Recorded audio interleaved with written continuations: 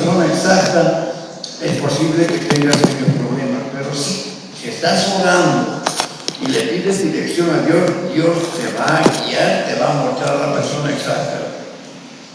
Amén, gracias. Fuerte los aplausos, por favor. Aquí tenemos, pastor, un sobre, tiene dos preguntas. Voy a leer la primera. Dice: ¿qué se debería hacer para que el amor de muchos no se enfríe? Hablando lo que dice la Biblia. Muy bien.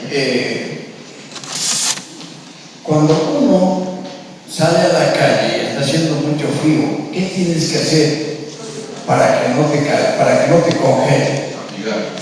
Abrigarte. ¿Saben qué? Hay un abrigo espiritual que se llama el Espíritu Santo. Si nosotros no estamos en una comunión íntima con el Espíritu Santo, no estamos buscando el bautismo del Espíritu Santo, no estamos anhelando el Espíritu Santo en nuestras vidas, fácilmente nos enfriamos. Es como andar en invierno en camisita, así como estoy ahora, ¿no? Claro que no es invierno.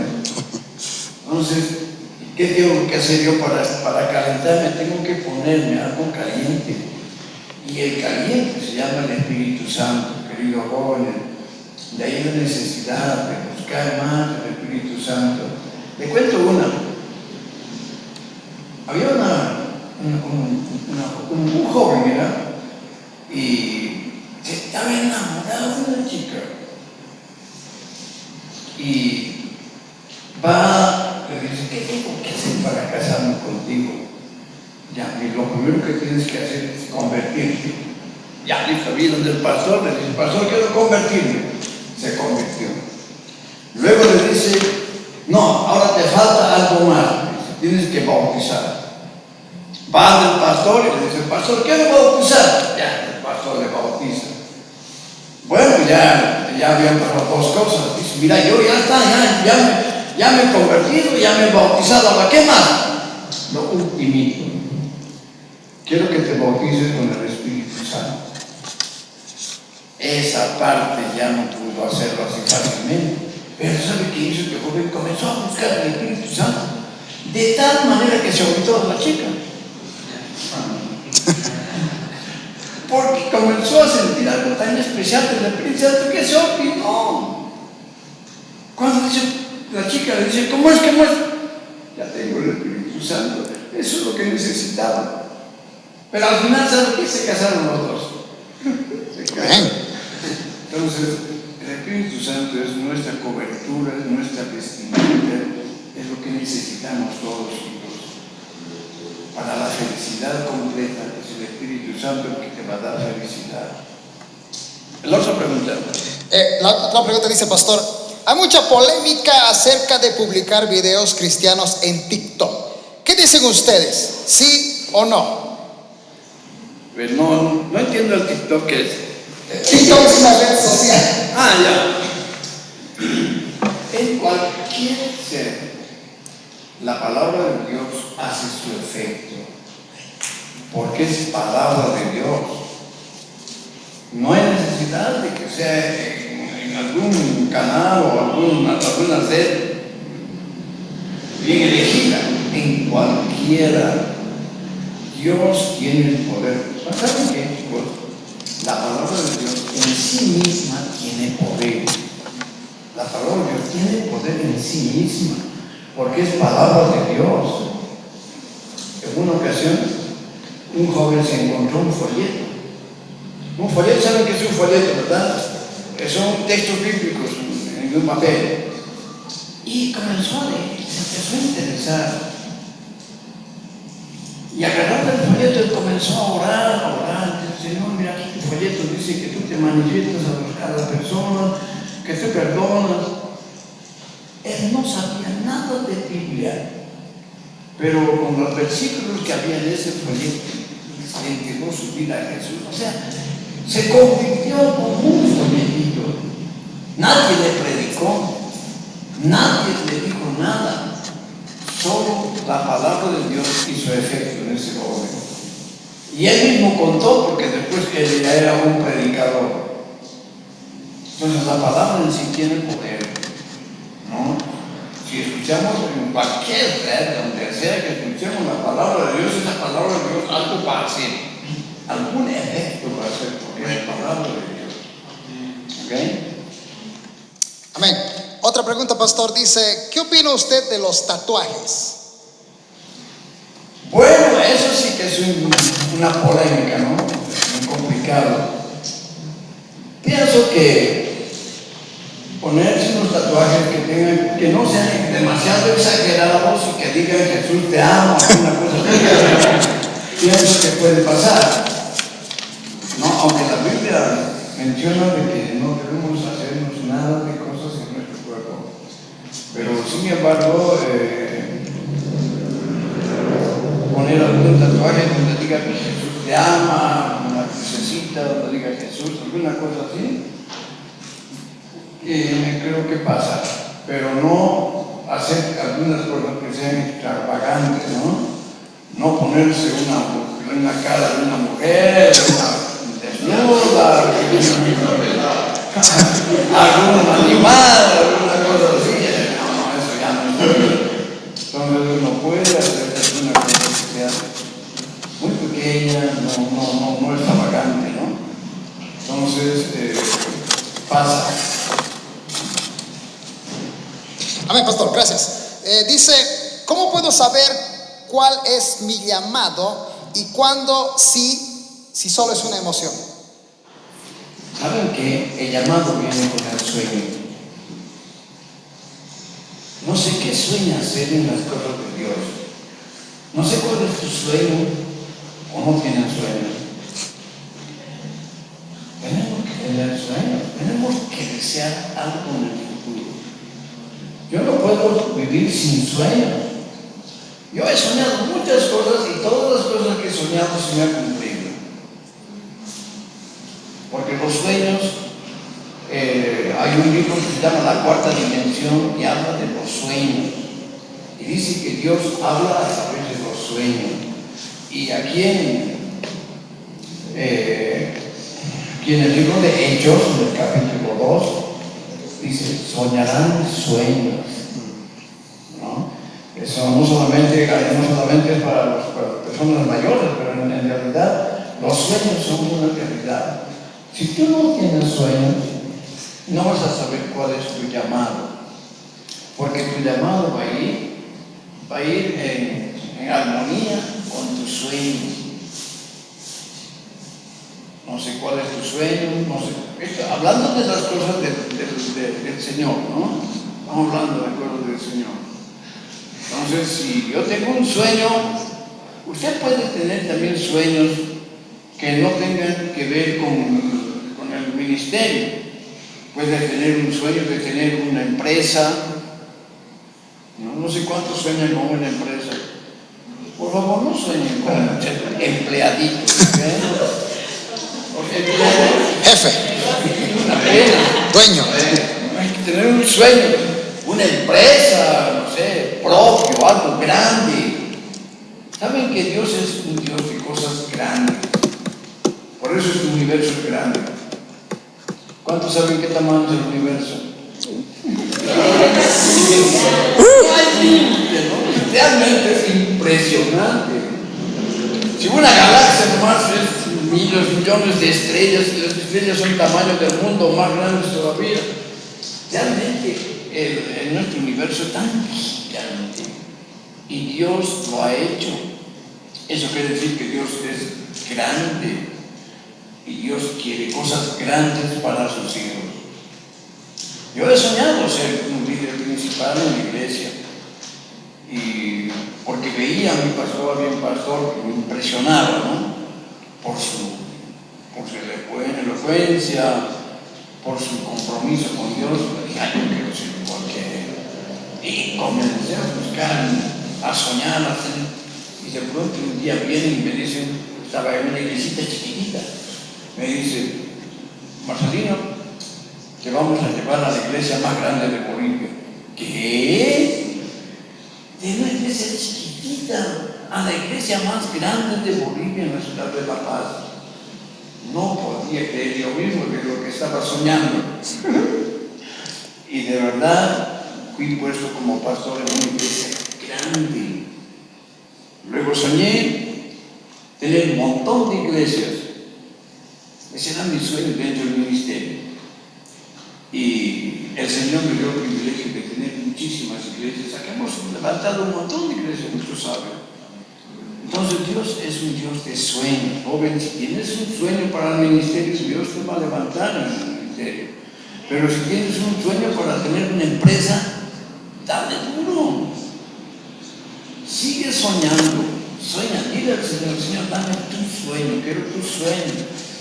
Porque dice que, aquí la Biblia dice que Él vamos a soñar sueños. Dios va a hacer que tengas sueños. Y van a ser sueños que vas a llegar a ser grande.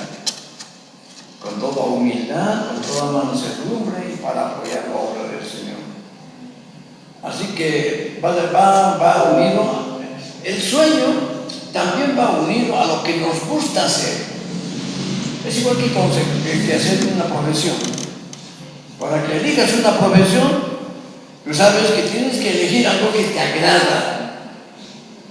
Yo tengo un joven que era muy pegado a mí, y un día su hermana me dice, te lo pago, quiero que seas agrónomo, ingeniería en agronomía. Bueno, estudió agronomía, terminó y ahora arma computadoras. Agronomía para nada, nunca ha sido su sueño, ¿no? Y a él le gusta el asunto de la computación, ha estudiado en el instituto de la computación y ahora arma computadoras, se ha dedicado a eso. Entonces, tenemos que buscar algo que nos agrade, que nos guste. Si no te gusta lo que estás estudiando, déjalo. Busca algo que te guste, que te agrade. Que no sea como un trabajo, que sea como un juego. Yo disfruto siendo pastor. Para mí no es una carga. Yo tengo 75 años y sigo feliz predicando. Es que me agrada. Hago lo que a mí me gusta.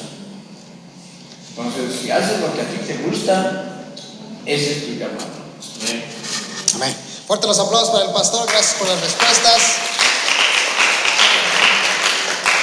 Pastor, la pregunta dice, en la Biblia, ¿por qué podemos encontrar contradicciones según los relatos en el libro de Marcos y Juan? No entendí muy bien, a ver. En la Biblia, ¿por qué encontramos contradicciones según los relatos en el libro de Marcos y Juan? Bien fácil. Saben que los escritores bíblicos, por lo menos los 4 evangelios, han escrito para personas totalmente diferentes. Mateo ha sido escrito para los judíos. Entonces los judíos entendían lo que Mateo escribe, pero los griegos, Lucas escribió a los griegos, después a los romanos, o sea, eran tan diferentes, totalmente diferentes. Cada evangelio ha sido escrito para un tipo de gente. Entonces de ahí que cada autor ha tratado de hacer las cosas de manera que su gente lo entienda. Porque si digamos Mateo hubiera escrito, Mateo era totalmente un judío, hubiera escrito a los griegos, nadie lo hubiera entendido, ni papa. Entonces, Lucas, si ustedes leen Lucas, vamos a ver a Lucas, ven los escritos de Lucas. El capítulo 1, Lucas era un estudioso tremendo, era un médico, dice la Biblia, que también era un hombre de mucho conocimiento.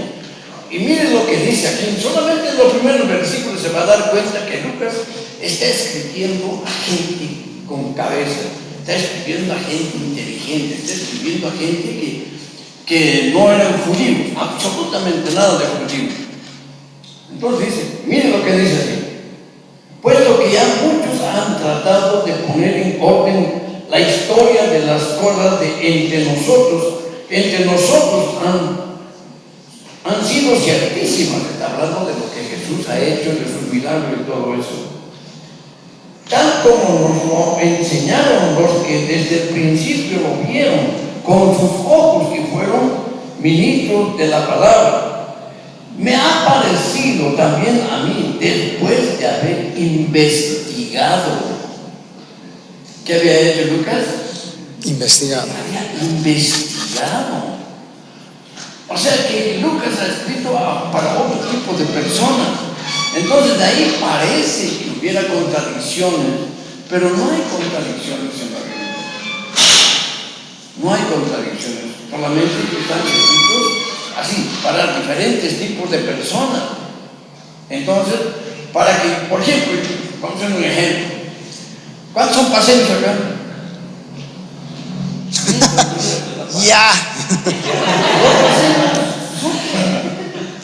Bien interesante, bien sensible, responden fácilmente a las cosas de Dios, son bien cariñosos, son bien amables. ¿Cuántos son cocheros aquí? A mucha honra. Es totalmente diferente.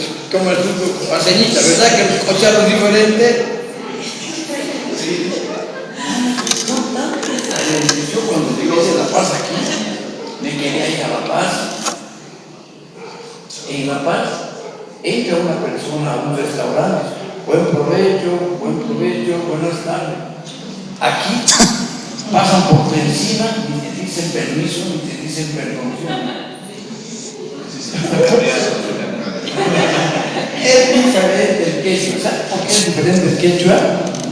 Porque los quechuas eran guerreros. Pero saben que todo Tahuantinsuyo estaba gobernado por puro quechua.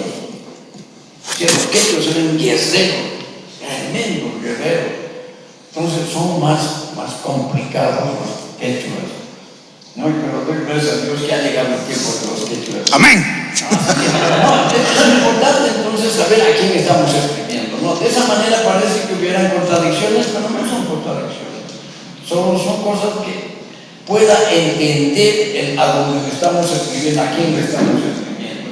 Ese ha sido el asunto de que a veces parece contradicciones. Amén. Gracias, pastor. Fuertes los aplausos, por favor. La pregunta dice, pastor, ¿qué es lo que ocultan los libros apócrifos y por qué son quitados estos libros de la Biblia Reina Valera? ¿Sabe que la Biblia ha sido estudiada por 70 personas que son teólogos y han ido aprobando, han hecho una norma para pasar si es o no es inspirado el libro que estaban estudiando? Entonces, estas 70 personas han ido analizando, han ido viendo que algunos libros sí eran inspirados, pero otros no solamente era historia, nada más que historia, pero otros eran inspirados. Entonces, los libros que no están ahora en la versión 60 de Reina Valera son libros que no han sido inspirados, sí, solo han sido historia. Entonces, estos 70 teólogos han ido aprobando esto es de Dios, esto no es de Dios, esto es de Dios, han ido, pero bajo unas normas, bajo unas reglas, no cualquier cosa, bajo unas normas. No ha sido fácil, porque ustedes saben que la Biblia procede, son pergaminos que han estado ocultos, algunos bajo tierra, han empezado a descubrir entonces un montón de material escrito a pulso. Desde luego que en 3 idiomas, en el hebreo, en el griego y en el arameo. ¿No? En 3 idiomas han sido escritos la Biblia. Entonces, no era fácil, pero ha sido inspirado por Dios para escoger los 70, o los 60 libros, 66 libros tenemos acá, ¿verdad? 66 libros. Estos han entrado al canon, han entrado y han dicho, estos son inspirados. Entonces, de esa manera que los canónicos han sido retirados. Los apócrifos. Historia, nada más. queda como historia. Amén, pastor. La pregunta dice, para el pastor Marcelino, en el transcurso de su ministerio, enseñando el Evangelio de Jesús, ¿qué cambio ve en la juventud actual con la generación de antes? ¡Wow! Es que estamos viviendo tiempos completamente diferentes. Los jóvenes, yo creo que los hombres seguimos siendo todos iguales, pero estamos viviendo tiempos diferentes. Esa es la diferencia. No el joven. El joven es exactamente igual, solo que estamos viviendo tiempos bien diferentes, ¿no? Donde la tecnología ha avanzado tanto que yo me he aplazado ya con la tecnología, ¿no? Apenas puedo manejar mi celular, nada. Pero realmente la tecnología ha avanzado tanto. Entonces el joven, ¿qué ha hecho? Ha empezado a meterse en esta nueva tecnología, ¿no? Y de ahí que hay un poco de diferencia, digamos, a los de antes.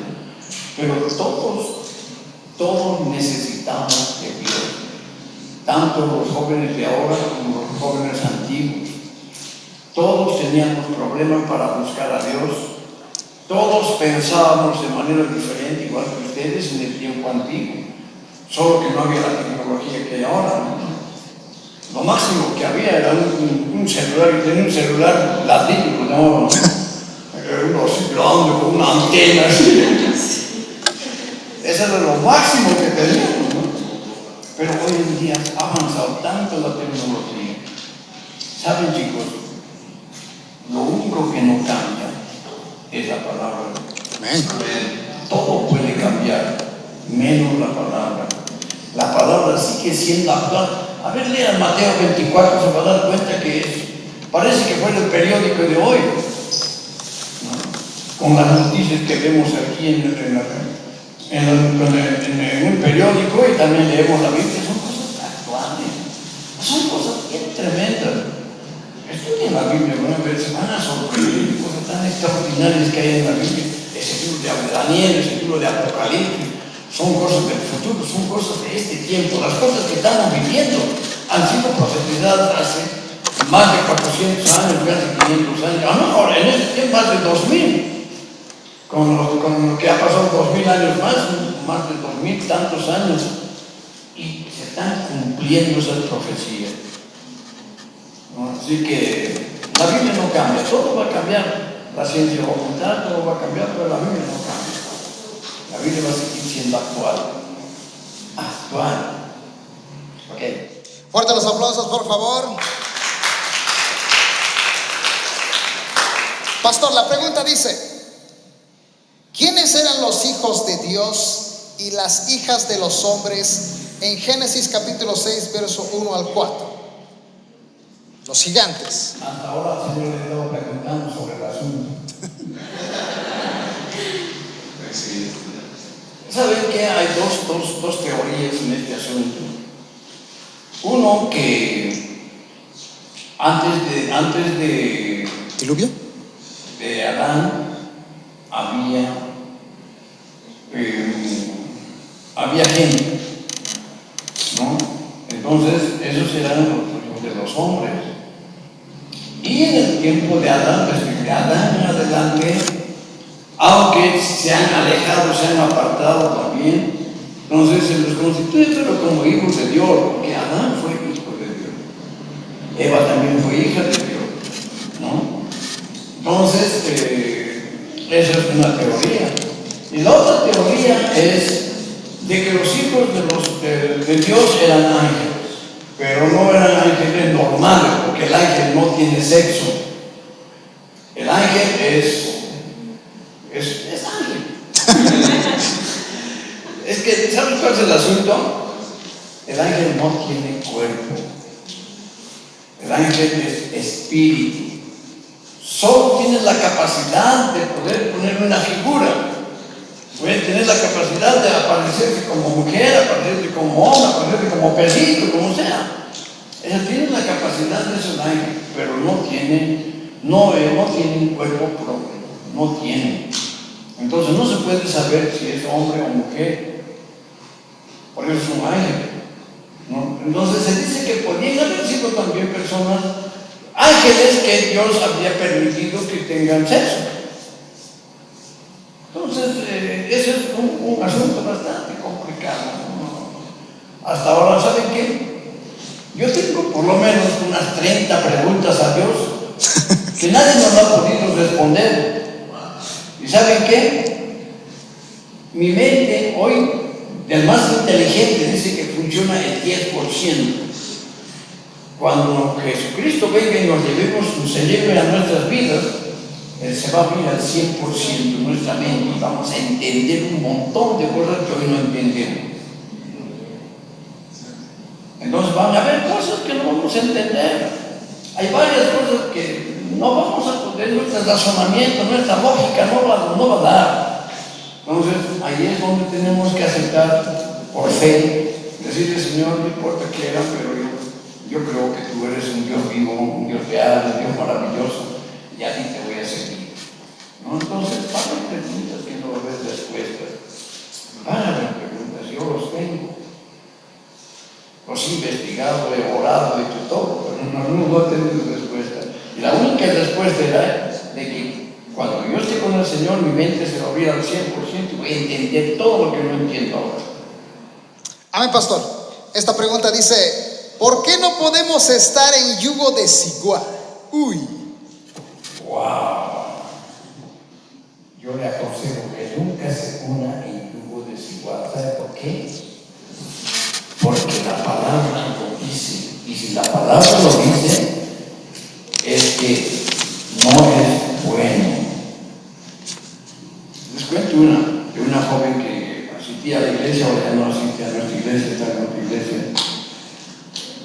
Ella viene un día y me dice: pastor, no, es más inteligente que todos los cristianos, es más simpático que todos los cristianos, es tan bonito, tan lindo hombre.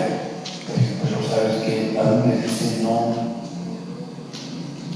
pastor, yo sé que es una gran persona, me quiere mucho, hasta que al final, mira, la decisión es tuya absolutamente. Yo te puedo aconsejar, pero no puedo tomar decisiones por ti. La decisión tú tienes que tomarla. Y se casó. A veces de vez en cuando viene a hablar conmigo. Su vida ya son como ya sus hijos tienen como unos 8 años, el otro debe tener unos 10 años, pero el hijo nunca más vuelve a la iglesia, nunca va a la iglesia, a sus hijos les dan, o sea, ella sufre un montón, ha orado, ha ayunado, nada. Y cuando la Biblia dice algo, es porque la Biblia tiene razón, porque es palabra de Dios. Entonces es mejor hacer caso a la palabra, no te unas en yugo desigual, porque la Biblia lo dice, no lo digo yo, la Biblia lo dice, no, porque vas a tener problemas. Amén. Fuerte los aplausos para el pastor. Gracias por las respuestas. Tenemos bastante, no creo que acabemos, pero les comento que vamos a tener una segunda noche de preguntas y respuestas. Así que los últimos minutos, pastor, que tenemos, dice: en un libro llamado El caballo de Troya, el escritor dice que Dios es un extraterrestre mayor y los demás extraterrestres son ángeles que hacen el bien al contrario de lo que se piensa. ¿Qué opina al respecto? No solamente es el único que piensa de esa manera. Hay un montón de sectas, hay un montón de personas que piensan de la misma manera. Piensan de que los extraterrestres son personas. Yo les digo, lo que yo creo, los extraterrestres son más espíritus humanos, porque no puede un objeto cambiar de lugar a lugar en fracción de segundos. Eso no se da, ni con la ciencia. Se necesita un motor, una máquina, se necesita algo así. Pero un espíritu sí. Un espíritu puede moverse por cualquier lado, porque es espíritu. Entonces, más me parece que los extraterrestres que nosotros llamamos son espíritus y son para confundir a la gente. El diablo siempre ha tratado de confundir a la gente, de ponerles duda, temor, porque ese es su trabajo. Él quiere apartarnos de Dios, ¿no? Por lo tanto, van a haber escritores de toda clase. Yo he leído un montón de libros de muchos, son terribles, ¿no? Pero solo la Biblia tiene la verdad, chicos, solo la Biblia. ¿Sabe qué? Hay un autor de varios libros de la Biblia, un traductor, no es autor, es un traductor. Este hombre había decidido, había dicho, voy a encontrar fallas en la Biblia y se lo voy a publicar a todos. Se ha pasado varios años estudiando profundamente la Biblia y se ha convertido.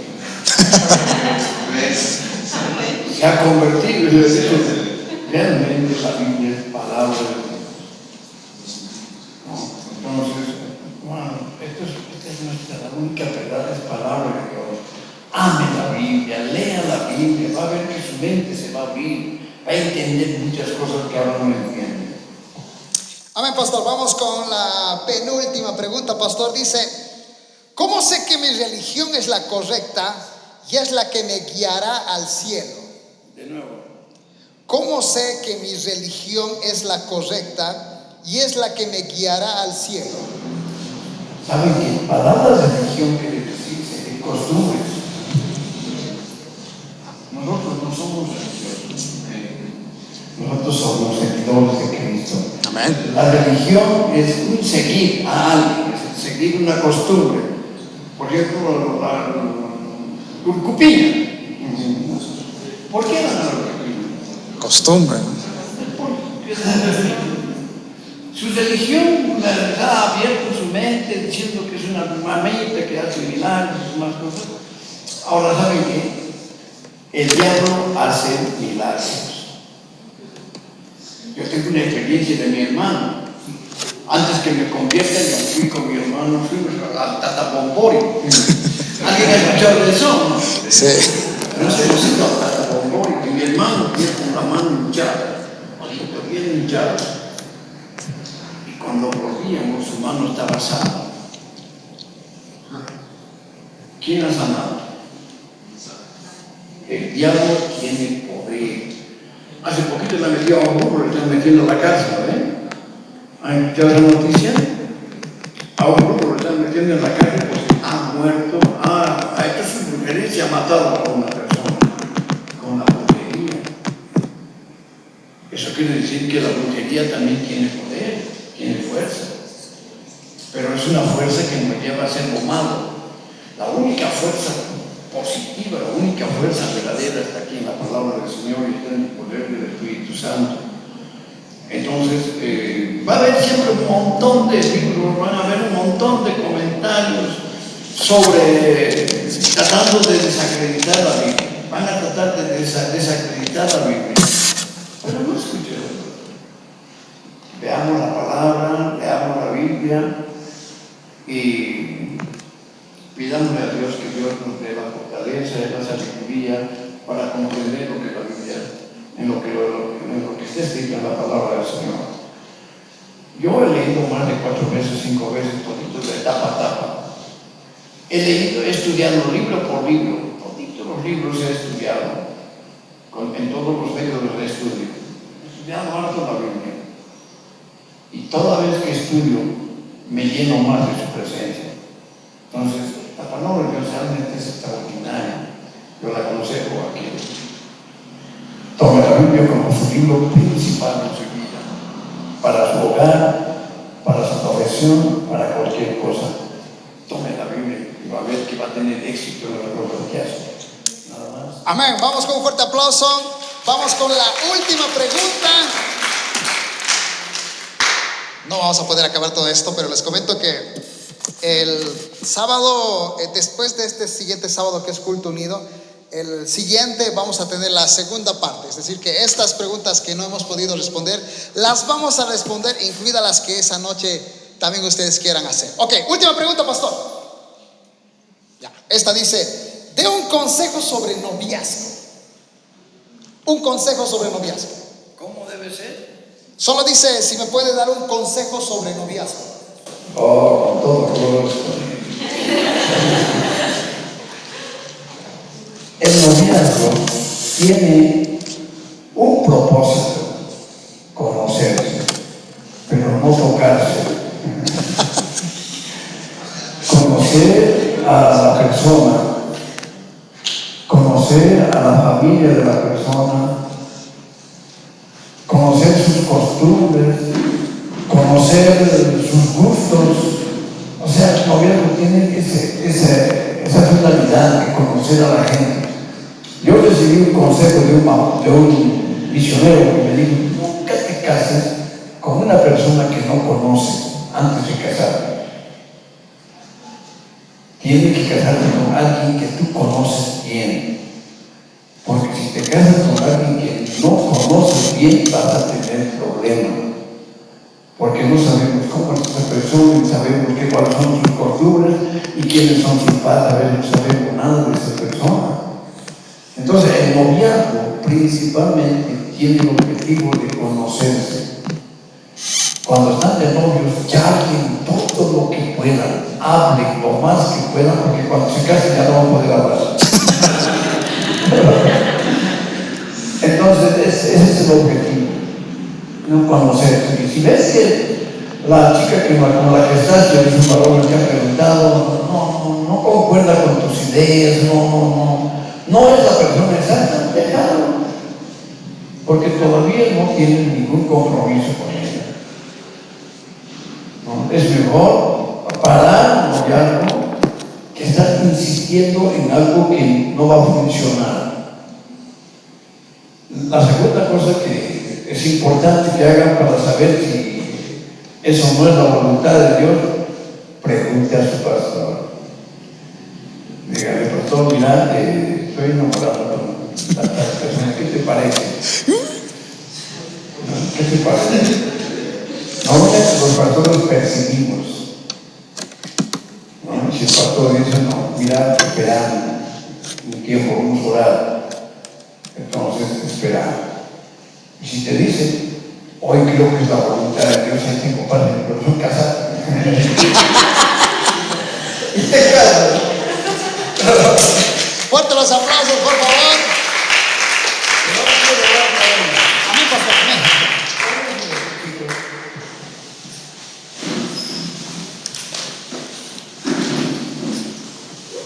Amén. Poquito lindo. Estamos en tu presencia maravillosa, Señor. Lo más extraordinario en el ser humano es conocerte. Lo más grandioso es experimentar tu presencia. Señor, yo te ruego por cada uno de estos jóvenes. Señor, que en este tiempo tu deseo más grande sea el de conocerte, el de experimentarte, el de poder saber más de ti. Que cada uno de estos jóvenes, Señor, quiere conocerte íntimamente, Señor, profundamente. Yo te ruego, Señor, que tú bendigas a cada uno de estos jóvenes. De veras, Señor, son jóvenes preciosos. Tú los has llamado, tú los has traído y están aquí porque tú así los has querido, Señor. Pero no están aquí solamente para estar. Están aquí para que vayan conociendo y sabiendo que hay cosas grandes que vienen tras de todos ellos. Sí. Señor,